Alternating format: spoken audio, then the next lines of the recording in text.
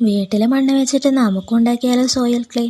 Not the point. ചരൽ മണ്ണ് എടുക്കാൻ പറ്റൂല, പകരം നമ്മൾ കളച്ച് കിട്ടുന്ന ചുവന്ന മണ്ണൊക്കെ ഇല്ലേ, അങ്ങനത്തെ എടുക്കാൻ വേണ്ടിയിട്ട് ശ്രദ്ധിക്കുക. ഇനി എന്താ അതിൽ ആവശ്യത്തിലധികം വെള്ളം അങ്ങോട്ട് ഒഴിച്ചു കൊടുക്കുക.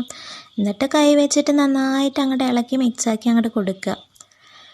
എന്നിട്ട് നമ്മൾ ഒരു ബക്കറ്റിന് മേലെയായിട്ട് ഒരു തുണി അതുപോലെ അങ്ങോട്ട് കെട്ടി കൊടുക്കുക. അത്യാവശ്യം നല്ല ടൈറ്റായിട്ട് തന്നെ കെട്ടി കൊടുക്കാൻ വേണ്ടിയിട്ട് ശ്രദ്ധിക്കുക.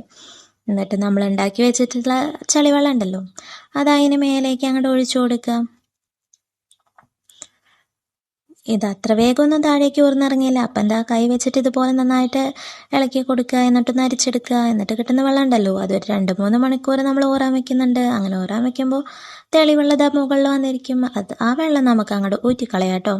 എന്നിട്ട് ബാക്കി വരുന്ന വെള്ളം നമുക്കൊരു സ്പോഞ്ച് വെച്ചിട്ട് ഇതുപോലെ അങ്ങോട്ട് എടുക്കാം. ബാക്കി നമുക്ക് ആ ക്ലേ മാത്രമേ, ആ ചളിവെള്ളം മാത്രമേ ബാക്കി ഉണ്ടാവുള്ളൂ കേട്ടോ.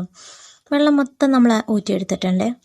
ഇനി ബാക്കി വരുന്ന ആ മൊത്തം ചളി ഉണ്ടല്ലോ, അത് നമ്മൾ നേരത്തെ കെട്ടി വെച്ച പോലെ തോർത്ത് കെട്ടി വെച്ചിട്ട് അതിലേക്ക് അങ്ങോട്ട് ഒഴിച്ചു കൊടുക്കുന്നുണ്ട്. ഒരു തുള്ളി പോലും വേസ്റ്റാക്കാതെ ഒഴിക്കുന്നുണ്ട്. ഇനി എന്താ, അത് മൊത്തത്തിൽ നമ്മളൊന്ന് കിഴികെട്ടി കൊടുക്കുന്നുണ്ട്.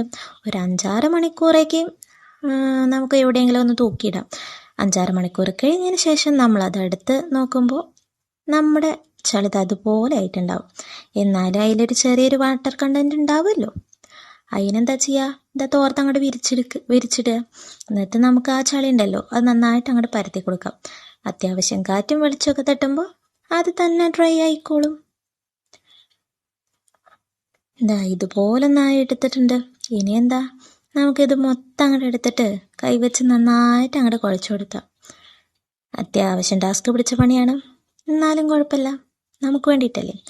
നന്നായി കുഴച്ചെടുത്തിട്ട് ഏതെങ്കിലും ഒരു ഷേപ്പിലേക്ക് അങ്ങോട്ട് ആക്കി സൂക്ഷിച്ച് വയ്ക്കാന്നേ. ഇതാ അതുപോലെ ആക്കി എടുത്തിട്ടുണ്ട്. നമ്മുടെ സോയിൽ ക്ലേ ഇവിടെ റെഡിയാണ്. ഭയങ്കര സോഫ്റ്റ് ആയിട്ടുള്ള ക്ലേ നമുക്ക് കിട്ടിയിട്ടുണ്ട്. ഇത് നമുക്ക് ഒരു എയർ ടൈറ്റ് ആയിട്ടുള്ള പാത്രത്തിൽ അങ്ങോട്ട് സൂക്ഷിച്ച് വയ്ക്കാം. ഇതിൻ്റെ ഡീറ്റെയിൽഡ് വീഡിയോ ഞാൻ എൻ്റെ ചാനലിൽ ഇട്ടിട്ടുണ്ടെങ്കിൽ കാണാത്തവർ പോയി കാണാം. അപ്പോൾ എന്തായാലും ലൈക്ക് ചെയ്യാൻ മറക്കല്ലേ.